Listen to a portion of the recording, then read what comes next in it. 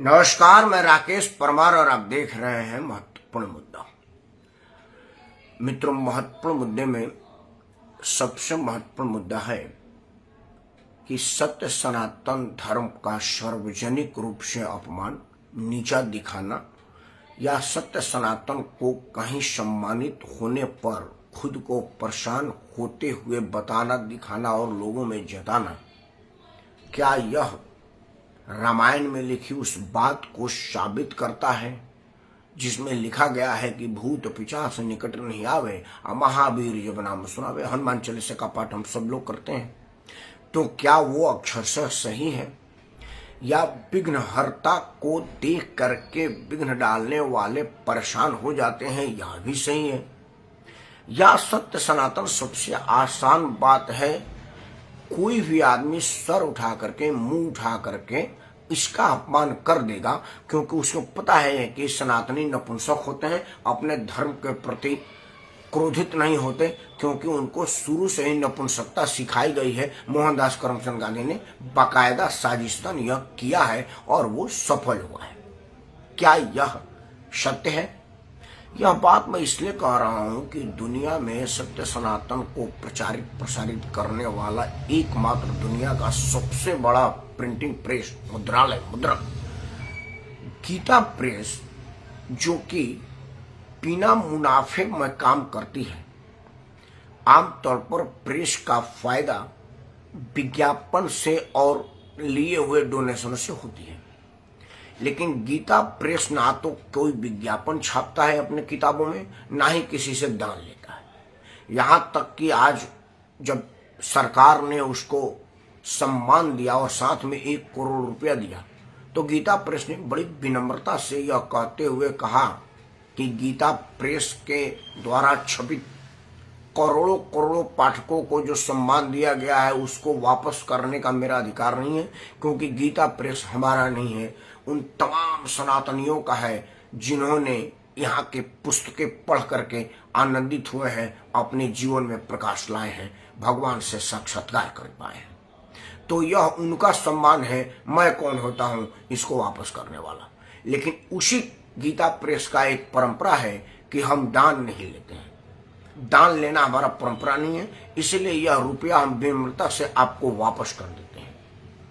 लेकिन गीता प्रेस का सम्मान में कांग्रेस ने जिस तरह से बेहूदगी का परिचय दिया, मैं अपने वाणी पर संयम रखता हूं, लेकिन मैं उसका विरोध करने वाले को शरेआम बेहुदा कह रहा हूं। जिसको इस पर एतराज हो, कोर्ट में केस कर सकता है। राउज एवेन्यू कोर्ट यहां से 8 किलोमीटर दूरी पर है।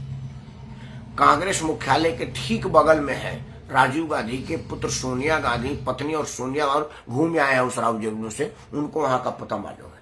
जाकर मेरे पर केस कर सकते हैं, मैं कोर्ट में एक्सप्लेन कर दूंगा कि मैं विरोध करने वालों को बेहुदा क्यों कह रहा हूं। मित्रों, साजिशतन यह सत्य सनातन के किसी भी हो रहे सम्मान पर तुरंत बिदिक जाना, क्या सत्य सनातन में एकता ना होने की वजह से ऐसा किया जाता है? या उनको लगता है कि जैसे ही सनातन धर्म का मैं विरोध करूंगा, सनातन धर्म से ही हमारा वोट बैंक डेवलप हो जाएगा? क्योंकि अब तक का इतिहास यह साबित करता है कि भगवान राम को गाली देकर के कर्नाटक में कांग्रेस सरकार बना ली, हनुमान जी को बंदर बंदर कह करके वो अपना पूरा का पूरा एक स्टेट हथिया लिए। तो जब भगवान को गाली दे करके कुछ हासिल हो रहा है तो आदमी क्यों न करे, क्योंकि उनका तो इन किन प्रकेण सत्ता हासिल करना है और वो मिल जाए। लेकिन आज कुछ बातों पर मैं आपका ध्यान आकर्षित करना चाहूंगा।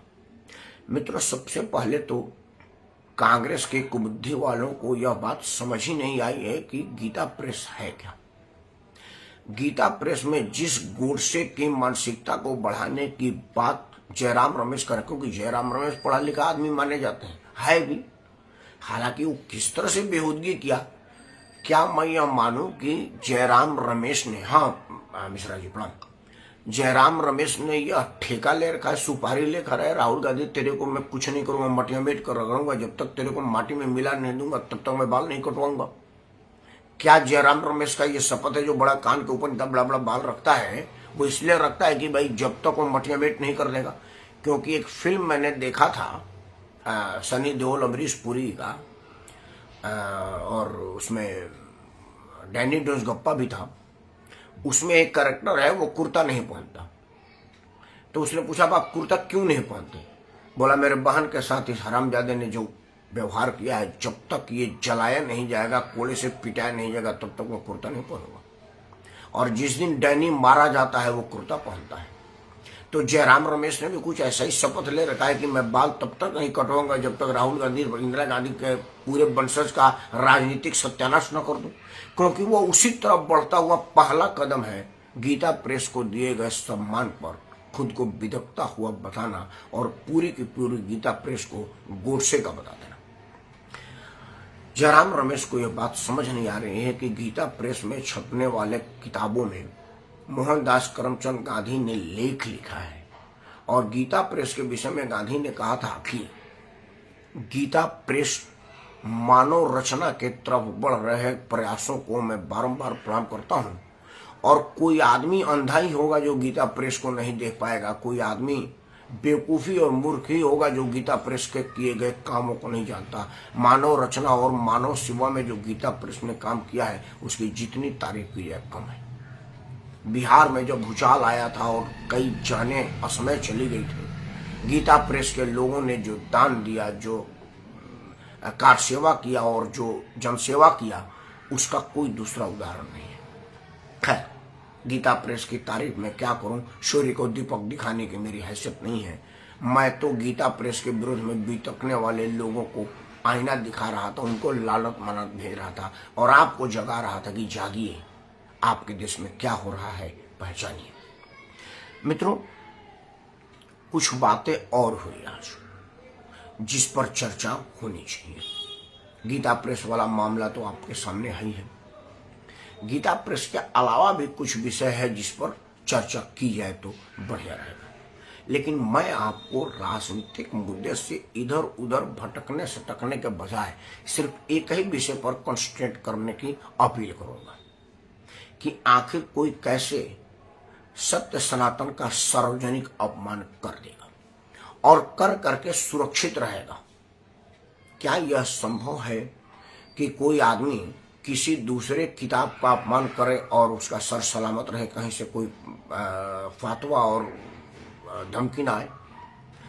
क्या यह संभव है कि किसी और धर्म के आराध्य चरित्रों को चमगादड़ और भौदी प्रदर्शन करके वो आदमी सलामत होकर टीवी पर भाषण दे और अपनी बयान और बात रखे? सड़क छाप संवाद को पूज्य रामायण के संवाद में जोड़ करके दिखाने की दुस्साहस करने वाला आदमी खुद को राष्ट्रवादी कवि बताता है। अब इससे बड़ा अपमान और क्या हो सकता है? मित्रों, मैं बार बार कहता हूं कि आखिर कोई आदमी 125 करोड़ के जनसंख्या वाले जनसंख्या को अपमानित करने की साहस कैसे कर सकता है? जबकि यहाँ पर किसी और धर्म के विषय में आप बोलेंगे आपका गला काट दिया जाएगा, दुबई, इराक, सीरिया से पैगाम आ जाएगा, फतवा आ जाएगा, और आप यहाँ बैठ करके इसी धर्म के लोगों का अपमान कर रहे हैं और कोई आपका बाल नहीं तोड़ पा रहा है। यह ऐसा क्यों हो रहा है? मैं बात कर रहा हूँ अभी रामायण की भोला प्रदर्शन जो प्रभास और एक वो जो हीरोइन है उसको लेकर के बनाया गया है। टीजर में पहले दिखाया गया था कि सैफ अली खान चमगादड़ पर बैठ करके जा रहा है। रामायण में रावण के चरित्र को इतना विभत्सा और इतने गंदे तरीके से कभी प्रदर्शन नहीं किया गया था। जो भगवान राम सात्विक थे उसको चमड़े का जैकेट पहनाने के दुस्साहस फिल्मकारों ने अभी किया है।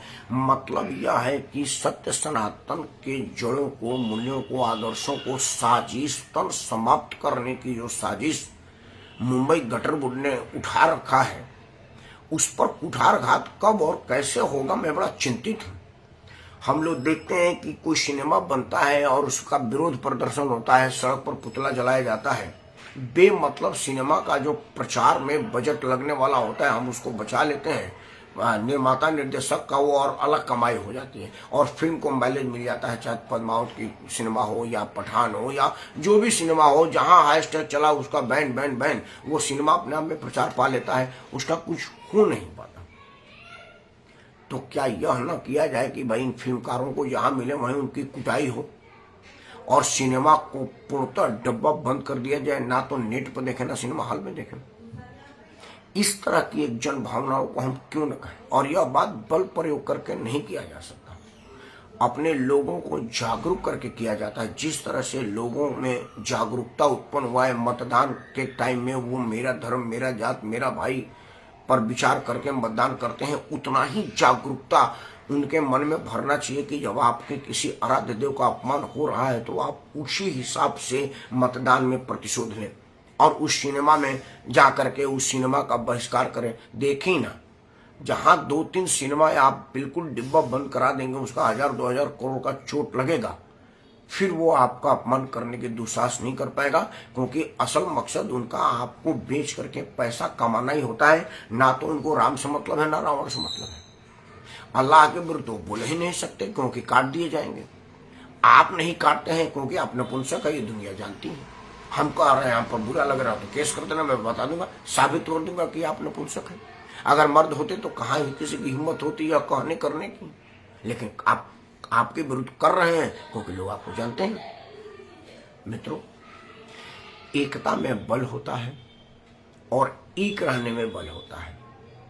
आज मैं किसी की तुलना नहीं कर रहा, लेकिन देखिए, गली के सफाई में लगा हुआ सफाई कर्मी अगर किसी दूसरे धर्म का है, आप उसके आराध्य को उसके किताब में लिखे बात का अपमान कर दीजिए, आपको अपने पूरी शक्ति से विरोध दर्ज करा देगा और अगर वो सक्षम होगा तो आपको पीट देगा।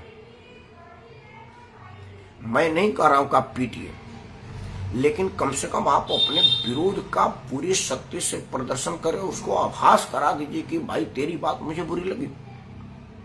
तभी ना कोई सत्य सनातन का विरोध करने का साहस नहीं कर पाएगा।